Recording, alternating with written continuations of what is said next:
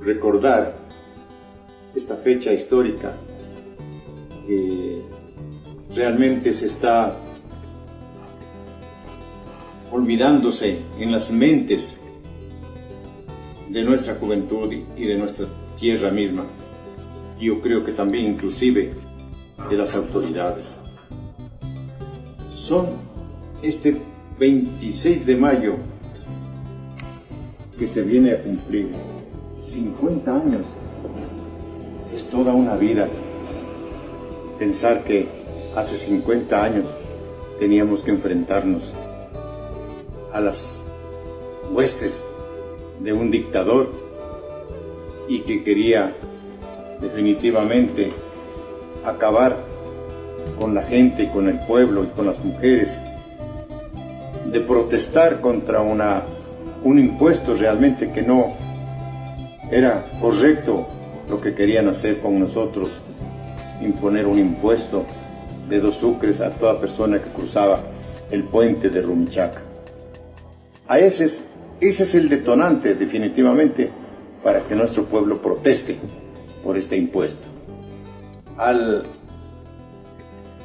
imponer este impuesto, nuestra gente definitivamente se enardeció. No quedó una persona quien no proteste por este acontecimiento. Habían niños, jóvenes y toda nuestra gente dijo hasta aquí nomás. Pero las autoridades, en definitiva, lo que querían es transar con el dictador Velasco Ibarra. Pero nuestra gente no quiso eso. Nuestra gente quiso es protestar y definitivamente derogar ese impuesto. Esa es la forma en que comienza a decretarse un paro. Pero las autoridades, como digo, pues no querían pues prácticamente que haya los disturbios, porque el dictador pues podía haberlos sacados de sus cargos y de sus puestos, que en ese tiempo estaban 2 autoridades conservadoras, que era Ignacio Zambrano como alcalde y estaba el prefecto, era también conservador, otra autoridad conservadora, Wilfrido Lucero Bolaños. Tampoco querían que se trance la situación. Y cuando ya el gobierno quiso que tengamos que transar eso, pues ellos más bien salieron de aquí de Tulcán y se fueron para Colombia y no pudieron afrontar la situación que se avecinaba. Pero hubo una situación más importante que hay que recordarla. ¿Por qué? ¿Por qué se inicia el paro? Primero estamos indicando de que fue por el impuesto. ¿Y por qué inicia el paro? ¿Y quién lo inicia el paro? Fue algo interesante que teníamos que recordar al secretario general del Sindicato de Choferes de Ecuador del Carchi, que así se denomina. Y ahí fue el sitio donde se convocó a un paro para protestar por esta situación. Miguel Delgado Fierro, un hombre de armas tomar, como se puede decir, de carácter revolucionario porque fue militante socialista, él fue el que convocó al paro. Y naturalmente mi situación política pues estaba al frente de los acontecimientos de nuestro Tulcán. Íbamos a las sesiones, a las reuniones en el sindicato, y en el sindicato ya se proponía pues naturalmente la situación de un paro donde se proteste y se elimine definitivamente el impuesto que se pretendía imponer. Ahora, ¿qué pasa? Que definitivamente, ¿cómo pensar que el impuesto posiblemente podía ser una ayuda para la provincia o una ayuda para Tulcán, el impuesto que se pretendía colocar. Pero ese impuesto definitivamente iba a parar a otro lugar, no siquiera para nuestra provincia, sino a otro sitio. Entonces, ¿cómo es posible que nuestra provincia sea humillada de esa manera? Y hombres y mujeres todos acudimos al paro. Yo quiero felicitar a las personas que se están preocupando de este acontecimiento, algo importante, porque recuerda estas cosas que pasamos, porque ¿quiénes más? Los que nos enfrentamos fuimos el pueblo, fuimos la gente humilde, la gente sencilla, los artesanos, los que tuvimos que enfrentar ante una represión dura. Porque imagínense, después del 24 de mayo en Quito, cuando se hacía el desfile del 24 de mayo de nuestro país, inmediatamente pasaban a venirse a Tulcán y acabar con la represión y acabar con el paro que hacían, porque según ellos creían que estaba tan organizado el paro que lo organizaban inclusive los comunistas. No, los comunistas lo que pasa es que siempre dimos la cara, los comunistas siempre dimos el pecho a las balas, y no como las autoridades salieron corriendo. Las autoridades estuvieron en Ipiales, pero nosotros sí estuvimos frente al cañón. Por ser militante del partido, yo fui invitado a la ex Unión Soviética a participar de un curso político, de educación política. Y qué emoción era venir de allá y ver que nuestro país no sale adelante. Pero tampoco se trataba de que esta revuelta iba a cambiar la situación, sino simplemente teníamos que vencer al dictador para que cambie su manera de ultrajar a un pueblo. Simplemente sabía que nuestra gente vivía del llevar y traer sus cacharritos de Ipiales y de Ecuador. Y a esa gente tener que imponerle un impuesto no era correcto. Después de haber estado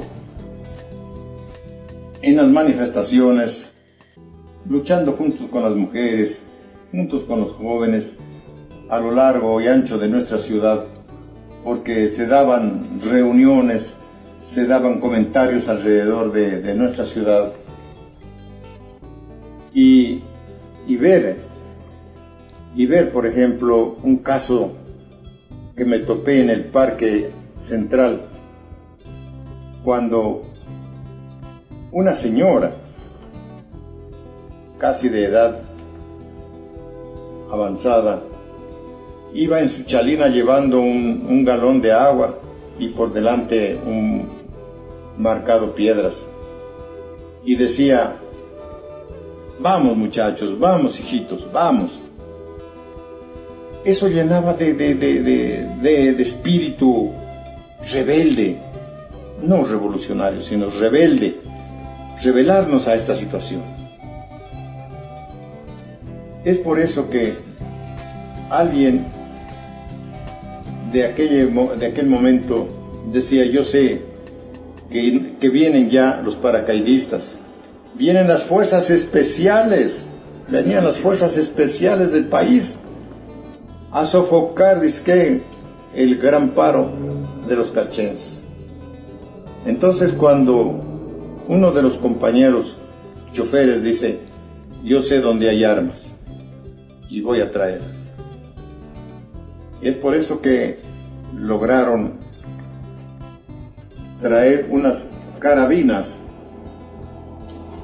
que tenía en dotación no era la aduana, sino el estanco, que en ese tiempo se llamaba así, la jefatura de estanco, quienes son los que tenían a cargo la revisión en los vehículos que cruzaban y que llevaban cigarrillos, que llevaban licores. Ellos eran los encargados de controlar el cruce de este producto para que no, es decir, mientras tenga papeles, no. Si no los tenía, pues eran capturados. Entonces, pero eran unas armas que después ya las había mirado yo. Eran unas armas que ya estaban dadas casi de baja, y en el estanco las habían tenido en dotación.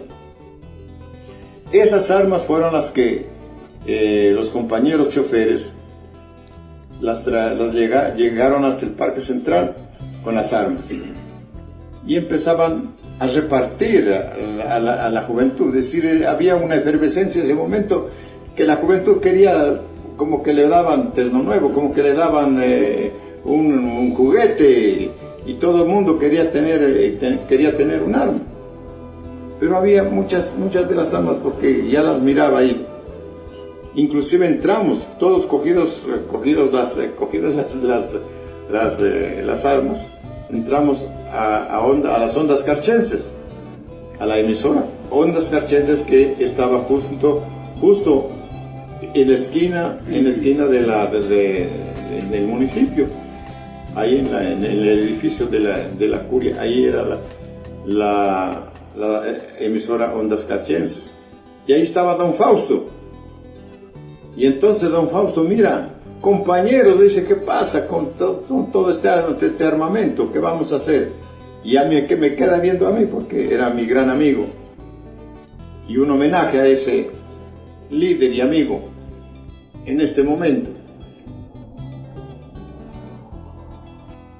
Me dice, camarada, ahora está en sus manos.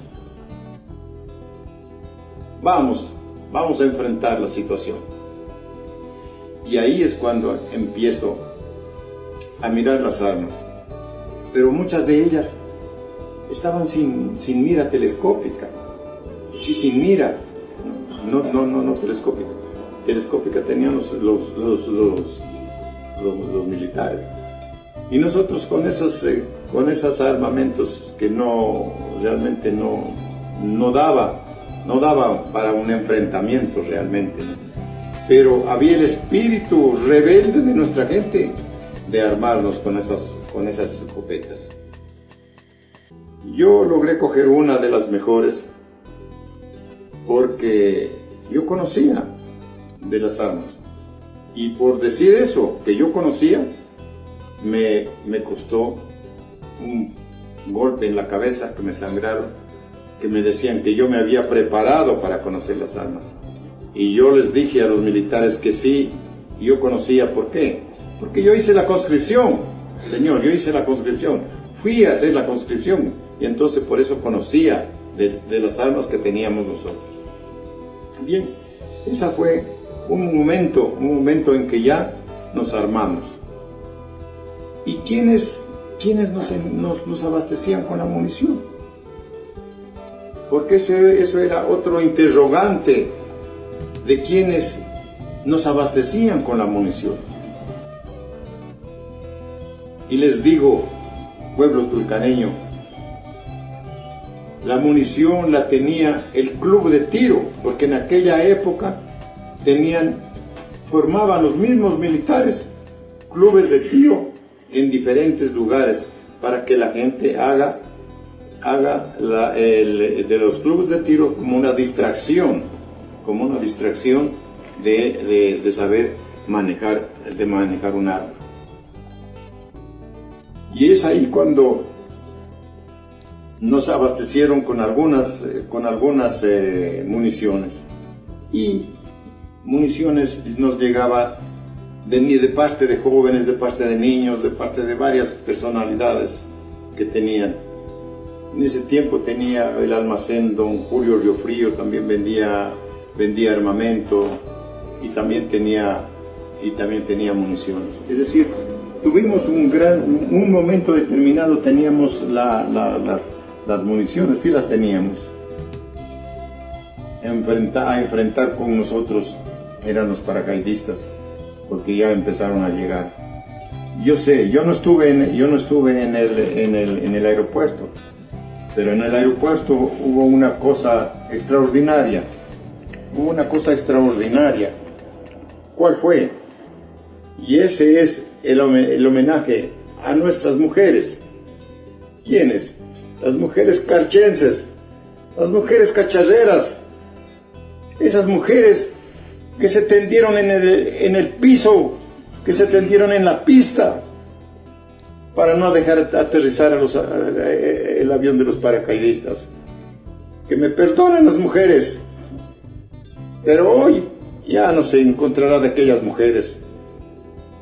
Allá estuvieron en la pista de aterrizaje las mujeres de aquella época, aquellas de hace 50 años, que estuvieron defendiendo la situación más dura que atravesaba ese momento. Porque teníamos en contra el ejército, la policía y todos ellos que querían acabar con esta revuelta. Entonces empezamos a buscar, porque ya llegaron los paracaidistas. De todas maneras empezaron a caer de los aviones y a llegar a la pista de aterrizaje. Nos contaban, yo no estuve, pero nos contaban que a los que caían los desarmaban las mujeres, les quitaban las armas. Y un curita de aquí de Tulcán, el padre Padilla de aquella época, dijo: no, devuelvan, porque aquí se va a hacer un enfrentamiento entre ecuatorianos. Y las armas fueron devueltas a los paracaidistas. Luego avanzaron los paracaidistas ya hacia la ciudad. Llegaba ya al atardecer y avanzaban por la calle justamente Olmedo hacia el Parque Central. Y los que teníamos las armas nos subimos a la curia, y en la terraza estuvimos atrincherados algunos compañeros. Y yo creo que definitivamente algunos de los que estábamos atrincherados ahí estábamos dispuestos a enfrentarnos. Pero en condiciones desiguales. Un arma como la que teníamos nosotros no se equiparaba a la que tenían las fuerzas especiales. Ellos tenían armas con miras telescópicas, porque se miraba, y yo recuerdo, compañeros, que en la parte esquinera de la terraza vía unas luces brillantes que venían hacia nosotros, y ese era el baleo que tenían.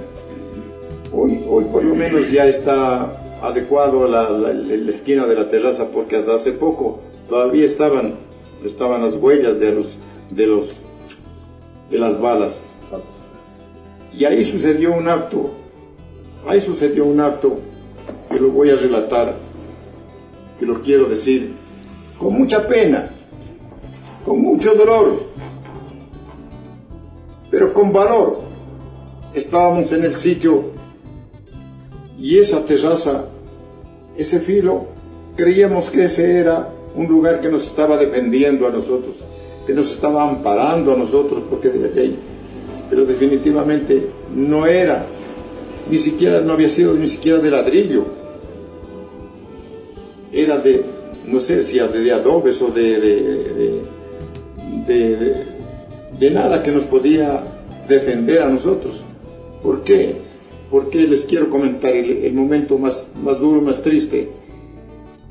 Cuando al lado izquierdo mío, yo estaba en el ángulo, justo en el ángulo de la terraza, y en el lado izquierdo mío estaba Miguel Pozo. Y Miguel Pozo también tenía la misma escopeta, la misma carabina que yo la tenía. Entonces le digo, compañero, pongámonos de acuerdo. Mientras tú obturas y estás cargando, yo disparo. Y entonces empezábamos a disparar porque ya avanzaban los paracaidistas, más o menos por la Cruz Roja. Por ahí estaban llegando ya. Seguíamos disparando, pero parece que nosotros no les hacíamos ni mella a ellos. Pero ante nosotros sí llegaban las balas, llegaban al filo de la terraza, llegaban, o pasaban por encima. Y cuando en un momento de esos, el amigo Pozo, le digo, dale vos.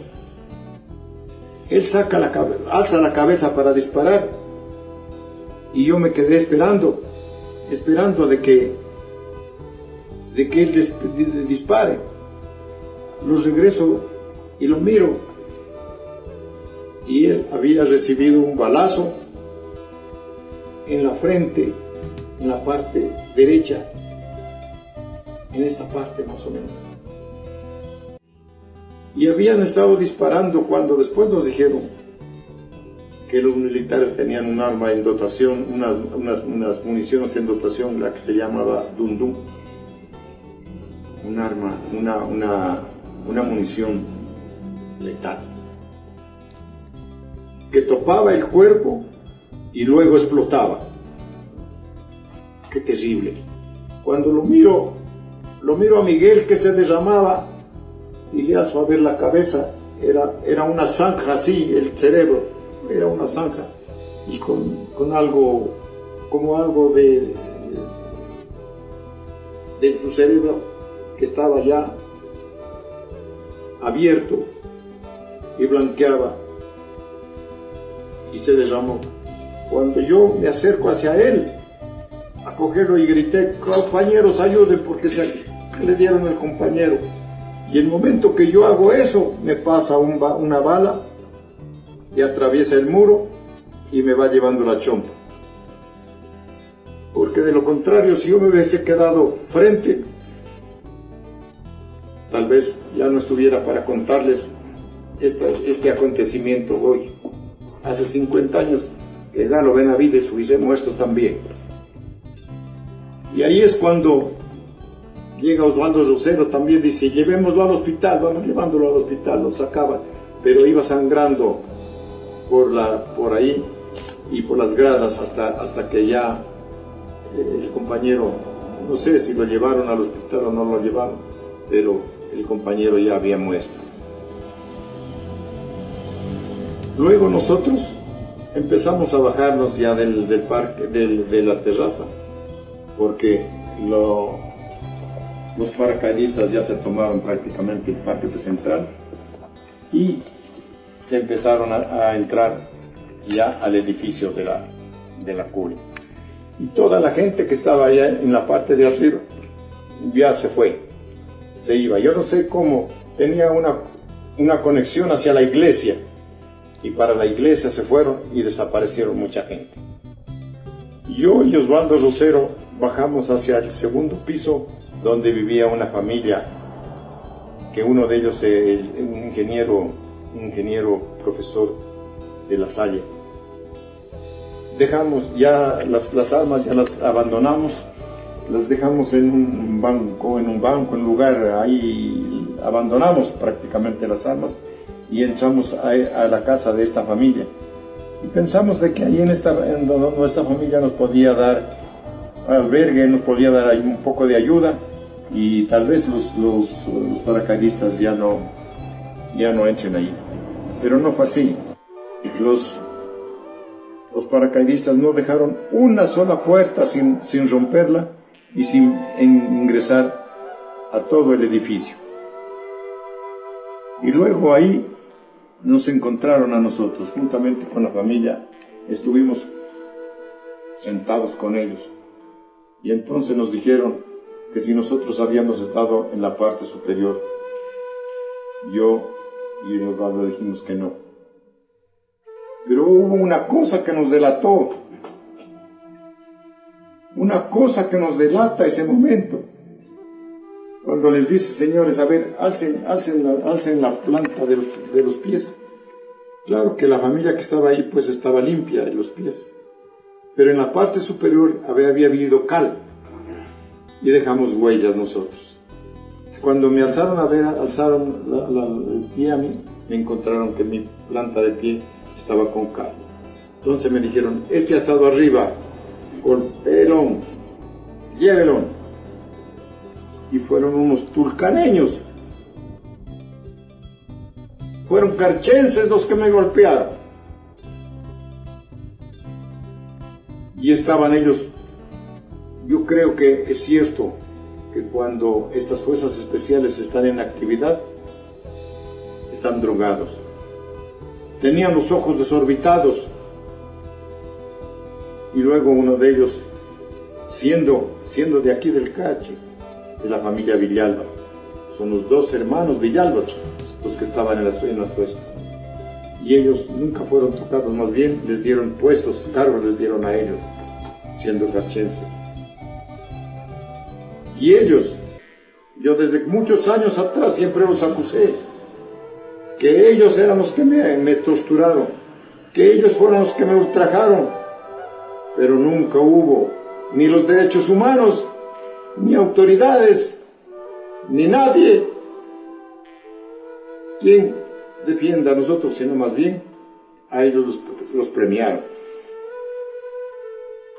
Y ahí fue cuando nos capturaron. Osvaldo Rosero se había tratado de ocultar en un baño de ese departamento, pero lo lograron encontrar y lo sacaron. Y a mí me sacaron, y desde el segundo piso, cuando ya me golpearon en la cara y caí yo hacia el piso.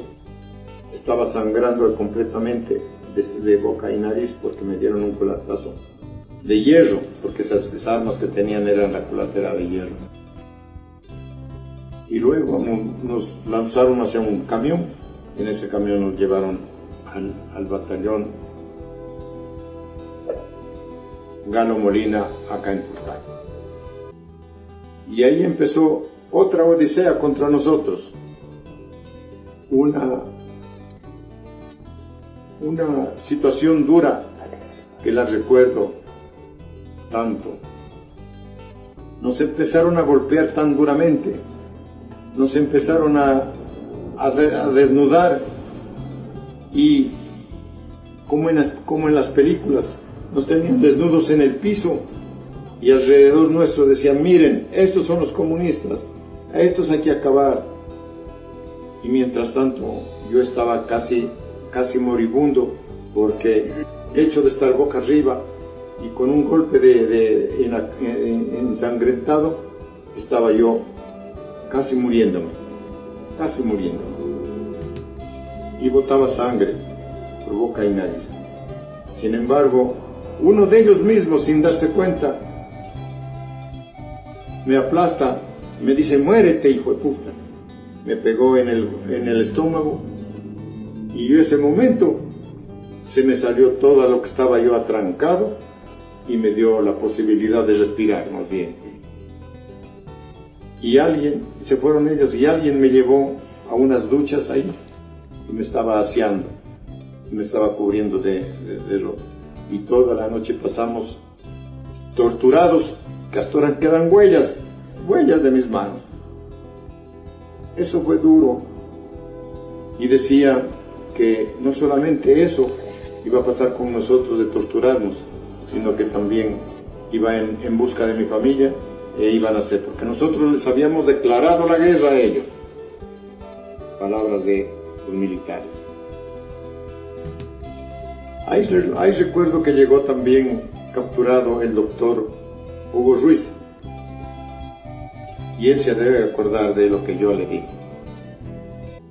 El doctor Hugo Ruiz llegó capturado y me lo enfrentaron hacia mí y me dijeron que ¿quién era? Le dije, el doctor Hugo Ruiz.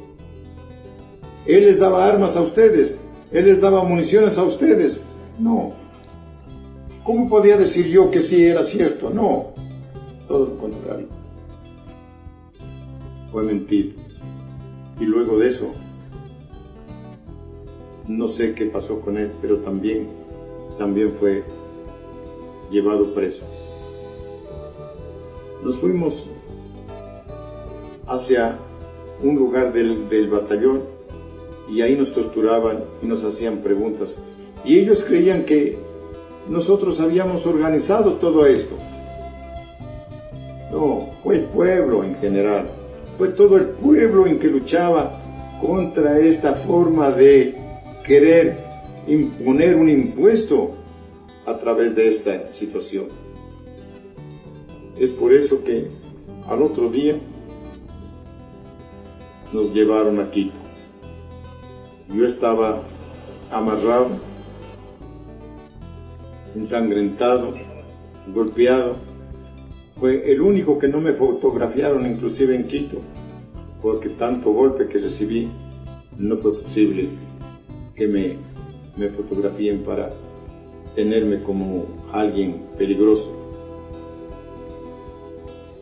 Y así fue cuando al otro día llegamos a Quito, y fue una cosa también dura y triste. En el avión que íbamos los detenidos, iban los muertos, iban heridos, y todos ellos en un vuelo.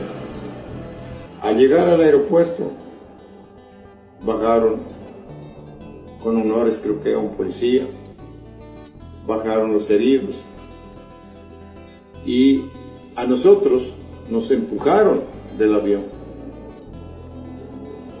como que éramos los responsables de toda esta masacre. Y así fue cuando nos habían llevado unos al batallón Eplicachima, en las cuales estuve yo ahí. Otros estuvieron en el batallón Vencedores, y ahí pasamos las torturas más feroces que se antojaron hacer los militares contra nosotros. Esa es una de las situaciones más terribles que yo recuerdo. Don Miguel Delgado Fierro también había ido a reunirse en Ipiales. Nosotros éramos los detenidos en Quito, y ahí es cuando toman una decisión importantísima en Ipiales. No las recuerdo, no conozco algo más yo, porque estaba detenido y estaba preso en Quito. Pero ¿qué pasa? Que nos cuentan y nos comentan la situación, que ya se dio la orden definitivamente de que se alce el paro, porque ya se había derogado el decreto. E inclusive ya del cuartel de Eplicachima salieron casi la mayoría de los presos. Solamente había quedado Galo Benavides. De los 8 que estábamos, solo quedó Galo Benavides en el Eplicachima. Y me cuentan que hoy rindo mi homenaje a las mujeres también, nuevamente, aquellas que estuvieron en esa reunión, y cuando toman la decisión en Ipiales de que el paro se levante, pero sabían que todavía estaban presos algunos,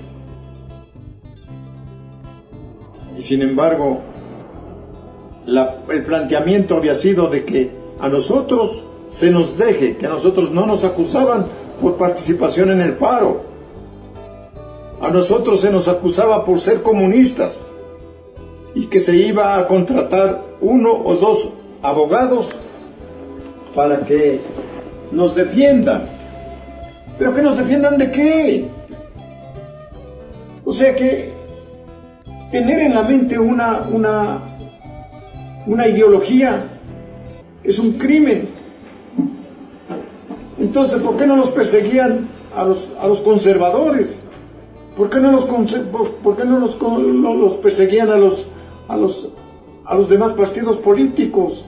¿O es una situación que por ser comunista uno tenía que entregar la vida, o ser torturado, o ser perseguido? Y hasta ahora. Pero sin embargo, hay cosas que yo sí, lo que me contaron, le doy unas gracias a aquellas mujeres, porque dijeron que las Carvajalas o no sé quiénes, de aquellas mujeres que dejaron la historia para nosotros y que dejaron historia para este pueblo. Aquí no hay comunistas, los que ni socialistas ni nadie, los que habían estado luchando contra esto. Aquí se trata de todo un pueblo. Y si no regresan todos los que están presos y todas las gentes, el paro no se levanta. Si no, los hombres y las mujeres, si no se juntan los obreros y los campesinos, juntos resolveremos los problemas de un país. Entonces es que pasa algo, y me trae a la memoria usted con su pregunta, que había que hacer algo. Pasaron ya un tiempo y no se sabía, nadie recordaba como debe recordar el 26 de mayo de 1971. Llego yo a ser concejal, y cuando en la concejalía propongo decir, bueno, ¿qué es lo que hay de recuerdos de aquella gesta? No se ha puesto ni siquiera una piedra, o no se ha puesto una placa o algo de recordación de aquellos muertos, de aquellos heridos, de aquella gesta. ¿Qué pasa? Entonces propongo que se haga un monumento a la rebeldía carchense. Y ese monumento es el que existe del terminal más abajito.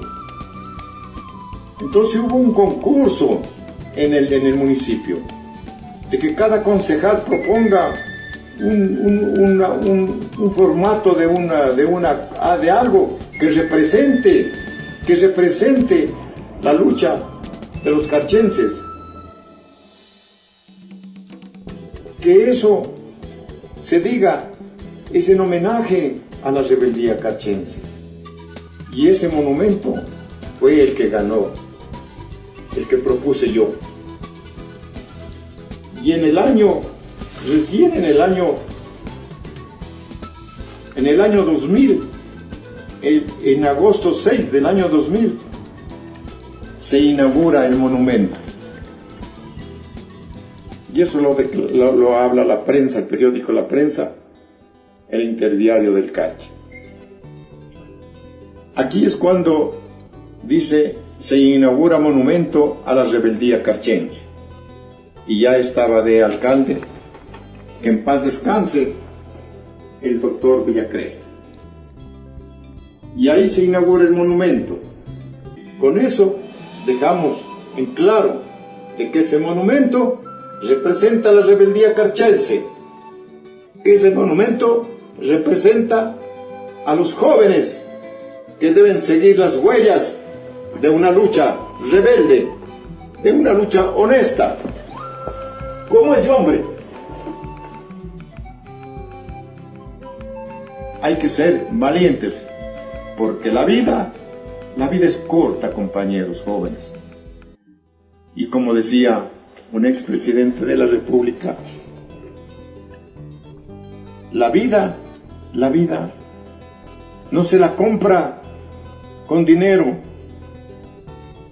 la vida no se la compra con tarjeta, la vida es única, y esa vida, jóvenes, hay que ponerla al servicio del pueblo, al servicio de Tulcán, del Carchi y del Ecuador entero.